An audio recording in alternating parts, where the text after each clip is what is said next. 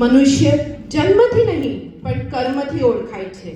એટલે જ તો મરણ કરતાં સસ્મરણ વધુ યાદગાર બને છે, જેમાં આપની સ્મૃતિ એક વરદાન છે. સૌપ્રથમ અહીં પધારેલા બધા વડીલજનોને મારા કોટી કોટી વંદન. આજે અમારા કાકા શ્રી સેવંતીલાલજી માંગીલાલજી ધનરેશાનું સમાધિમય સ્વર્ગ પ્રયાણ અને એમની ધર્મમય જીવનની આરાધનાની અનુમોદના અને અમારા પ્રત્યેની લાગણી વ્યક્ત કરવા બે અક્ષર તમારા સમક્ષ રજૂ કરું.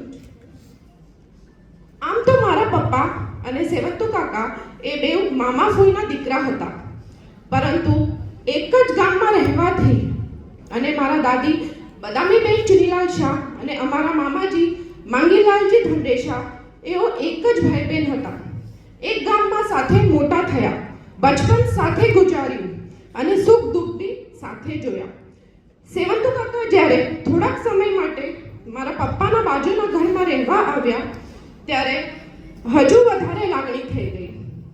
પપ્પા કોર્ટથી આવે તો એમના માટે સ્પેશિયલ શાક મોકલાવે અને રાહ બી જોતા કે પ્રફુલ્લ કોર્ટથી ક્યારે આવે. આ વાત મને આજે યાદ આવે. ઘરમાં સૌથી મોટા હોવાથી એમની ખોટ કદી નહીં પૂરાય. સુખ મળે, વૈભવ મળે, મળે દુનિયાના બધા સુખ, પણ જનારા સ્વજન પાછા ન મળે એ જ અમારું સૌનું દુઃખ. તમે આત્મા સ્વરૂપે જ્યાં હો ત્યાં પ્રભુ તમને સુખ શાંતિ આપે એ જ અમારા સૌને પ્રભુને પ્રાર્થના. જય